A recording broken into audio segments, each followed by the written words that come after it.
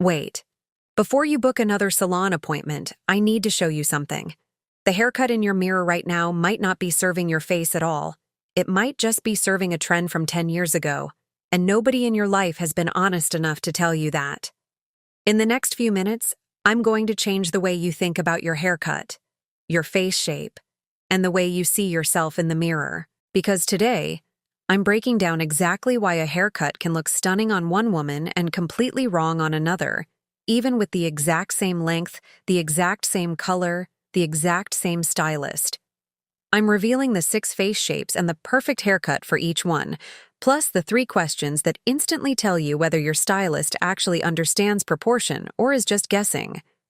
And near the end, I'll walk you through the 3 silent mistakes that can ruin even the most perfectly chosen haircut. If you're new here, this channel is all about the best haircuts for women over 60, helping you look sharper, feel lighter, and stop settling for whatever's easy. So go ahead and tap that like button and hit subscribe now, because once you see this list, you're going to want to be here for the next one too. Let's be honest. Most women sit down in the chair and say the most dangerous words possible. Just do whatever's easy, keep it like it's always been. And that usually means a cut chosen with zero thought to face shape at all, the same generic shape applied to every single client, regardless of how it actually sits on their features. That cut might look beautiful on one woman and make another look heavier, older, or off balance through no fault of her own. Here's the truth nobody tells you. This is almost never about age. It's about proportion. A haircut that fights against your natural face geometry can make even the most well-cared-for face read as unbalanced.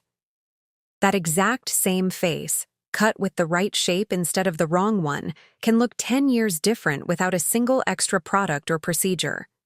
That's not an exaggeration. It's simply how light, line, and shadow work on a human face. As we age, our features shift slightly. The jawline softens. The cheekbones become a touch less defined. A haircut that understands this works with that shift instead of against it. The wrong haircut does the opposite. It emphasizes exactly the softening you're trying to counter. So stay with me, because we're counting down from the least dramatic to the most transformative. 6 face shapes and the exact haircut built for each one. And I promise, by the time we reach number 1, you'll already be picturing yourself in it. Number 6. Square face shape. If you have a strong jawline and a defined lower face, your goal is to soften that strength, not erase it. The biggest mistake here is a blunt, straight bob that sits right at the jaw. It only sharpens the squareness even further. Instead, ask for a cut that ends just below the jawline with soft, wavy ends. Layers should begin right at the corner of the jaw, so the eye lands on movement instead of a hard line. A side. Swept fringe works beautifully too, angled softly across the forehead to balance that strong jaw without hiding it. The exact phrase to give your stylist: I want soft layering starting right at my jaw corner, not a sharp, blunt line. Number 5. Long face shape. If your face is noticeably longer than it is wide, the goal is to break up that vertical length, not stretch it further. The biggest mistake is a single unbroken length with all the volume pushed to the crown, that only elongates things more. Instead, ask for a cut that ends around the chin, with real volume built in at the cheeks. A blunt, full fringe that sits just above the brows is a genuine game changer here.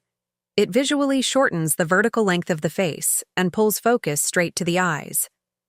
Layers should be concentrated between the jaw and the shoulder to create width. Gray hair works especially well with this cut, because the natural texture adds extra fullness right where you need it on the sides. Number 4. Heart-shaped face. If you have a wider forehead and a narrower chin, your goal is to balance out that upper width. The most common mistake is a shortcut that keeps all the volume up top. It only draws more attention to the forehead. Instead, ask for a cut that ends at or just below the jawline, with ends that flip slightly outward around the chin. A side-parted fringe with soft layering breaks up the width of the forehead, and pulls the eye downward toward the jaw. This gives the chin visual fullness and creates real balance between the top and bottom of the face. Number 3, round face shape. This is where the granny cut trap shows up most often. Put a round haircut on a round face, and the whole face reads fuller and more tired than it actually is. The fix is creating a vertical line. Ask for a cut that falls a bit below the shoulders, with the front pieces left longer. This draws the eye up and down instead of side to side, and elongates the whole face.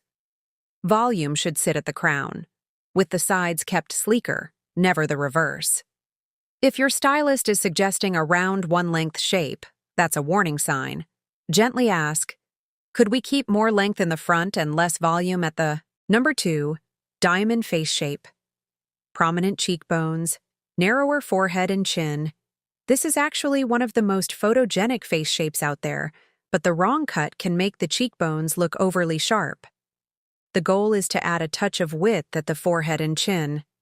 A side-swept, slightly fuller fringe softens the forehead, while soft, wavy ends ending at the jawline add visual fullness to the chin. Avoid anything tight and close-fitting right at the cheekbone level.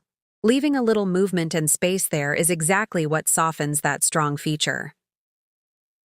Number 1, oval face shape. If I could give every woman one face shape as a gift, this would probably be it. Because oval faces work with nearly every haircut, the real challenge is not wasting that advantage. The biggest mistake is choosing something so heavy and one-dimensional that it hides the natural balance you already have. Instead, a softly layered cut ending between the jaw and shoulder is the strongest choice. It highlights the natural symmetry of the face. A fringe is entirely optional here. A soft side-swept fringe or no fringe at all. Both work beautifully because the underlying geometry is already on your side.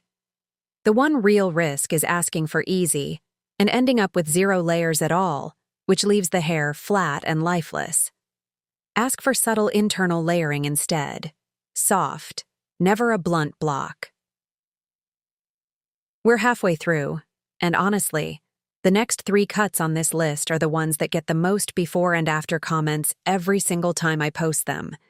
If you want to see more transformations like this every week, subscribing is the easiest way to make sure you don't miss them, and it genuinely helps this channel keep making them.